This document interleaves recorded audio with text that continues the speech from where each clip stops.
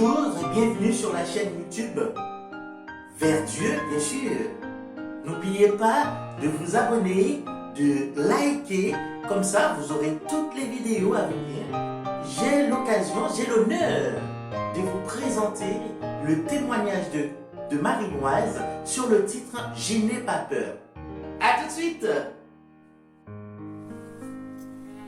Salut les amis, je sais que ça fait un moment que je ne vous ai pas parlé.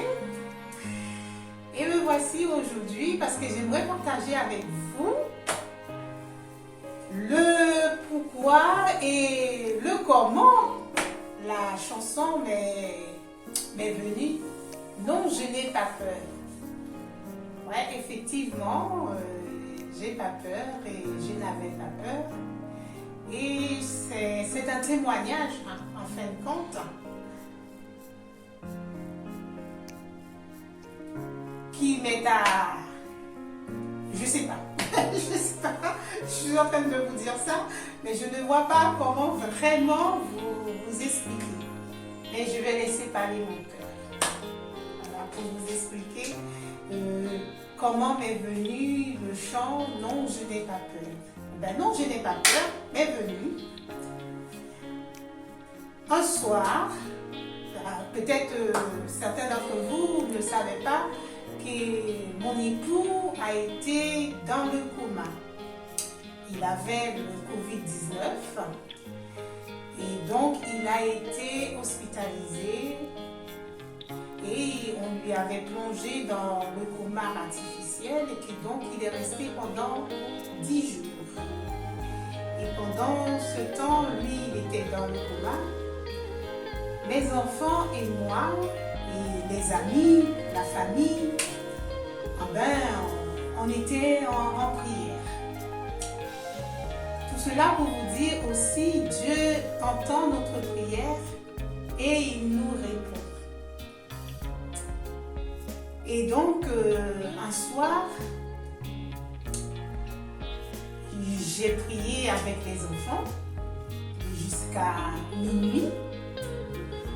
Et ensuite, je suis allée dans ma chambre afin de continuer à prier parce que je priais constamment. Je faisais des jeûnes de prière. La journée, le matin, je priais avec les enfants. Et ensuite, je faisais les choses que j'avais à faire. Et à midi, nous prenait encore en prière. Et on s'arrangeait toujours que minuit, qu'on fasse que je fais une dernière prière avec les enfants. Et ensuite, moi, je continuais à prier dans ma chambre. Là, un soir, c'est que je trouve extraordinaire. Je ne sais pas si c'est un songe, si c'est un rêve. C'est la première fois cela m'est arrivé. Bon, il faut dire que c'est la première fois que je me suis sentie, que je me suis trouvée dans une situation telle. Bon, mon mari s'est déjà hospitalisé, mais pas dans le coma, pas comme ça, quoi. Donc, je savais qu'il n'y avait que Dieu qui pouvait répondre à notre prière. Et ce soir-là, après que les enfants sont allés se coucher et que moi je suis rentrée dans ma chambre, je me suis agenouillée devant mon lit. J'ai lu les psaumes et après, je me suis mise en prière. Je vais vous dire ce qui s'est passé là. C'est extraordinaire. Même moi, aujourd'hui, que je vous raconte ça, j'ai encore du mal. Parce que je sens, en vous disant ça, j'ai encore la chair de poule. Et soudainement, je ne me suis pas endormie. Ça, j'en suis certaine. Je ne me suis pas endormie. Et soudainement, je me suis vue allongée sur mon lit avec mon époux. Donc on était là comme à l'accoutumée, on parle. Et lui, il me dit, Marinoise, tu sais quelque chose? Tu fais non, je ne sais pas. Ben tu sais, je suis prête. Je dis, t'es prêt pour faire quoi? Je suis prêt pour m'en aller. Je lui dis, mais t'en aller où? Et il me dit, rejoindre mon père. Je dis, ton père? Tu sais, si lui, il a besoin de toi, tu sais, si lui, il est prêt à te recevoir, il me dit, je ne sais pas, mais moi, je suis prêt. Je dis, oui, quand tu dis ça comme ça, et moi, donc, et les enfants? Et il me dit, je ne m'inquiète pas pour vous. De toute façon, si je m'en vais, tu n'auras plus la maison à payer. Donc, vous savez, dans le terme qu'il dit ça, c'est quand on fait un achat, on fait un prêt. Donc, il y a certaines assurances qu'on prend et donc, je vous laisse, vous le savez. Donc, oui, et il me dit, tu n'auras pas la maison à payer. Et puis, il y a suffisamment pour tenir bon, pour continuer sans moi. Et puis, de toute façon, je te fais confiance. Je sais que tu es une femme débrouillarde. Donc, tu sauras t'organiser pour les enfants. Et je lui dis, ah bon, comme ça, j'aurai pas la maison à payer, je suis débrouillarde, je vais pouvoir m'en occuper des enfants. Il dit, ben écoute, si c'est comme ça, eh ben, tu peux t'en aller. Mais tu sais, je n'ai pas peur. Je n'ai pas peur. Je sais que Dieu marchera toujours à côté de moi. Je sais que Dieu sera toujours à côté de moi. Donc, je n'ai pas peur. Si tu veux t'en aller, que sa volonté soit faite. Et soudainement, après que je lui ai dit cette phrase, que sa volonté soit faite, et j'ai senti, c'est comme si d'un coup, partout était ouvert dans la chambre. Ben, j'avais foi. Et vous voyez, dans cette période on était en confinement et que lui, il était hospitalisé dans le coma, il faisait chaud. C'était l'époque qui faisait très chaud. Donc, de voir comment que j'avais foi, que je tremblais de partout, et je me suis vue et j'étais toujours agenouillée. Donc, c'est de là, je n'ai plus rien compris. Qu'est-ce qui s'est passé? Et c'est de là que je me suis encore mis à prier. J'ai dit, mais Dieu, tu es grand. Et le lendemain matin, quand je me suis réveillée, non, c'est ma fille qui est venue dans ma chambre, Louise, pour qu'on puisse faire le culte du matin. Et c'est de là que je lui ai dit, Louise, tu sais, aujourd'hui, nous allons changer notre façon de prier. Et elle me dit, mais maman, pourquoi? J'ai dit, ben tu sais, si on ne change pas notre façon de prier, ton père ne va plus revenir à la maison. Parce que ton père, lui, il est prêt à s'en aller. Alors je vois qu'elle me regarde bizarrement. Alors je lui ai dit que je t'explique. Il dit, tu vois, hier soir, ton papa et moi, nous étions connectés. Je me suis vue allongée dans le lit avec lui. On a parlé. Il m'a dit clairement qu'il était prêt à s'en aller. Il était prêt à s'en aller et que je n'allais pas avoir de problèmes financièrement vis-à-vis de vous. Et par rapport à notre maison, je n'aurai plus le crédit de la maison. J'ai dit ça, ce sont ses mots, hein, c'est ce qu'il m'a dit. Qu'il y aura j'aurai plus de soucis de crédit de la maison. Et que lui, il était prêt à aller rejoindre son père. Je lui dis donc, tu sais, voici pourquoi que je te dis, là, maintenant, Louise, on doit changer notre façon de prier. Parce qu'on est en train de prier en vouloir que Dieu puisse faire notre volonté. Nos amis prient en vouloir que Dieu fait leur volonté. Nos familles également prient que Dieu fasse leur volonté. Notre volonté à nous, Dieu le connaît, il le sait. La chose qu'on désire le plus profond de notre cœur, c'est de voir que ton père sort du coma et avoir toutes ses facultés mentaux et revenir à la maison. Ah là là. Donc elle me dit oui maman. Donc on va prier pour que Dieu lui-même puisse faire sa volonté, non pas la nôtre. Et on a prié dans ce sens. On a prié que Dieu puisse faire sa volonté.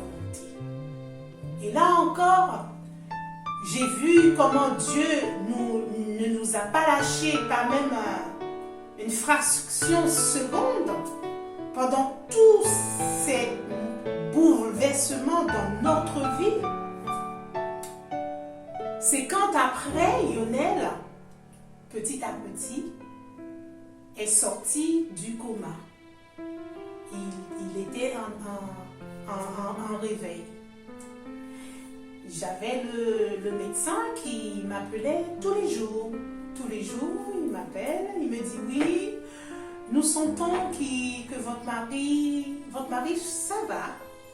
Et nous sentons qu'il veut se réveiller, mais nous l'aidions petit à petit à ce qu'il se réveille. Je lui dis d'accord. Et elle m'a dit ça le vendredi. Elle me dit normalement, d'ici dimanche, il devrait être totalement sorti du coma. Le dimanche, elle m'appelle en espérant qu'elle va me dire ah ben, ça y est, votre mari est sorti du coma, plus que moi, je ne pouvais pas appeler. Je devais qu'attendre que l'après-midi, sur le coup de 14h, 15h, que le médecin m'appelle pour me donner les nouvelles. Parce que vous savez comment c'était. Donc, on n'avait pas accès aux appels, on ne pouvait pas appeler, et ni on ne pouvait pas aller à l'hôpital. Donc, voilà, le matin, je guettais l'heure, le réveil, à voir quand il est 14h, je prenais mon portable et je m'asseyais sous le fauteuil et j'attendais. Et des fois, j'attendais jusqu'à 16h en pensant que j'étais passée dans les oubliettes. Mais Dieu était grand et elle appelait. Le dimanche, quand elle a appelé, donc je m'attendais qu'elle me dise ben ça y est, votre mari est complètement réveillé, tout va bien. Mais non, elle me dit toujours oui, il est encore en réveil. Mais je le sens très perturbé. J'ai dit ok, il bouge beaucoup et je sens que. Donc c'est pour cela que nous ne sommes pas pressés à le réveiller. Je fais oh, quête. Et je le dis à ma fille et je faisais un audio aussi pour la famille et les amis tous les jours après avoir parlé avec le médecin. Et donc, nous, on continuait à prier. Donc, quand arrive le mardi à 14h, elle m'appelle, elle me dit oui, votre mari est... J'ai dit oui, mais il est sorti du coma, là, c'est bon. Et donc, il faut peut-être le désintuber. Elle me dit non, on ne peut pas encore le désintuber parce que il n'est pas stable. On trouve qu'il bouge beaucoup, qu'il n'est pas stable, donc on ne veut pas le désintuber pour que ça se passe mal. Je Je lui dis, ok. Et le soir, le mardi soir, vous allez voir comment Dieu il est grand, comment Dieu fait des merveilles. Quand on le prie, et surtout quand on le prie avec une ferme assurance, il entend et il répond. D'une manière ou d'une autre, Dieu répond toujours à notre prière. Peut-être pas la façon que nous attendons, mais il répond. Et là, vous allez voir, le mardi soir, à minuit, on priait, les enfants et moi. Et c'est de là, quand je priais, j'ai demandé à Dieu de permettre à une infirmière ou le docteur, mais quelqu'un puisse voir que Lionel n'a plus besoin d'être entubé. Et que Lionel, le fait qu'il soit agité, c'est parce que maintenant il est capable de respirer de lui-même et que l'intubation, c'est un gêne pour lui. Le tube qui est passé dans sa gorge là, c'est un gêne pour lui, qu'il puisse le voir et l'enlever pour qu'il puisse respirer. J'ai dit, mais je sais que Dieu, tu as déjà fait ton travail en lui. Tu as déjà fait ce qu'il y avait à faire. Permets que le médecin ou l'infirmière puisse voir. Mais je n'ai jamais demandé à Dieu que Lionel puisse se désentuber de lui-même. Parce que je n'allais jamais demander une chose pareille, parce que je sais que ça peut être très fatal pour lui.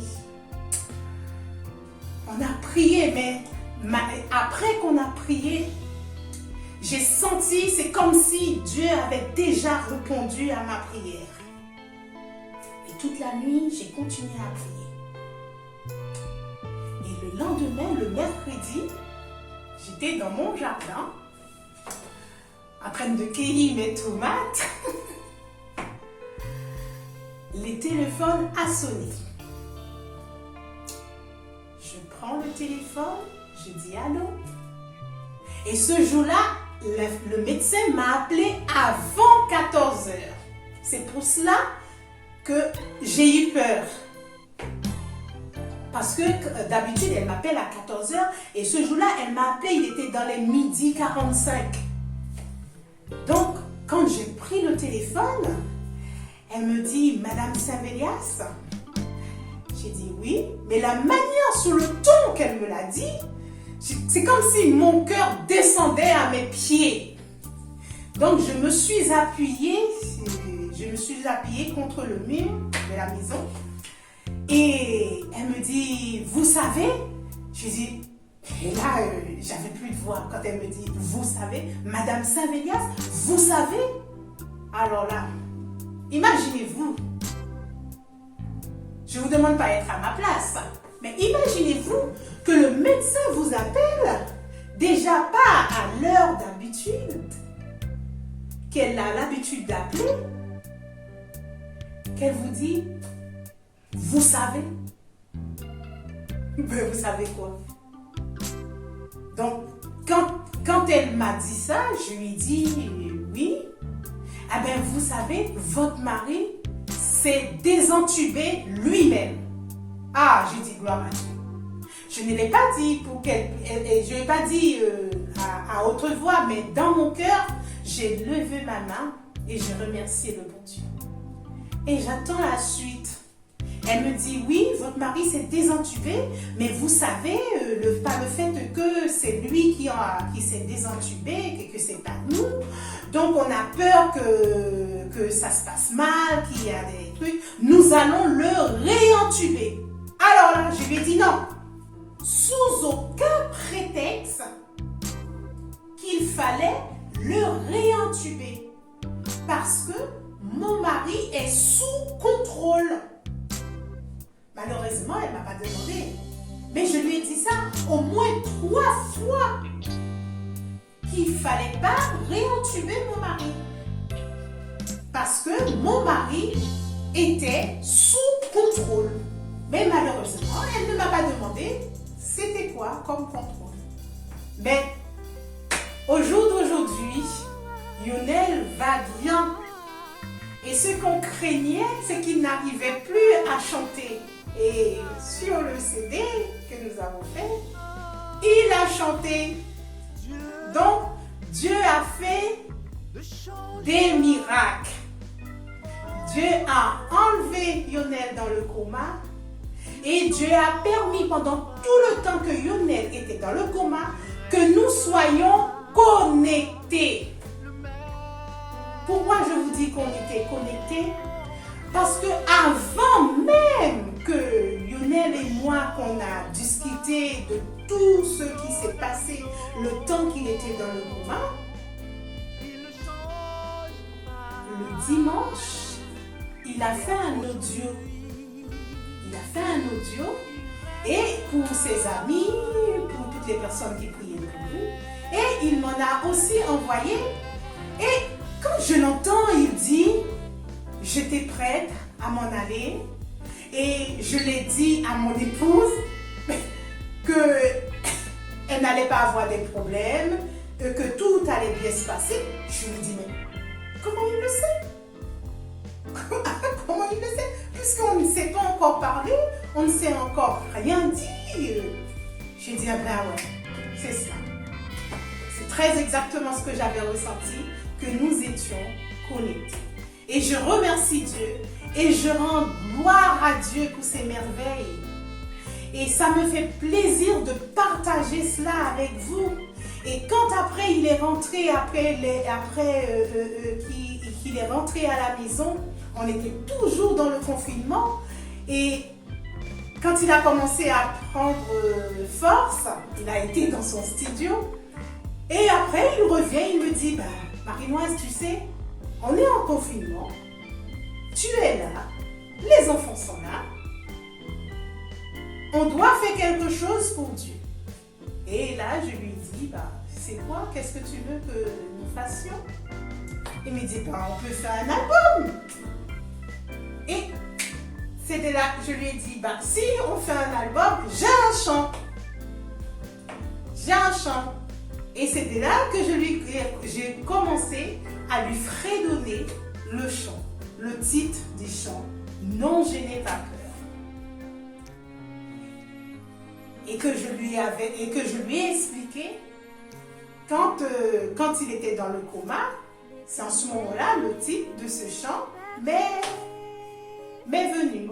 Parce que après tout ce qu'il m'avait dit, je lui ai répondu, je n'ai pas peur. Je sais que Dieu sera toujours à mes côtés. Vous allez peut-être trouver bizarre, mais pourquoi il dit à ce côté? Dieu en général, il est devant nous, il n'est pas à côté de nous. Puisque c'est comme ça que je l'avais dit dans le songe, je dis un songe. C'est pas un rêve, parce que je ne dormais pas. Donc, j'ai sous l'album et je le chante comme ça. Non, je n'ai pas peur. Oh, non, je n'ai pas peur. Oh, car je sais que Dieu est toujours là pour moi. Non, je n'ai pas peur. Oh, non, je n'ai pas peur.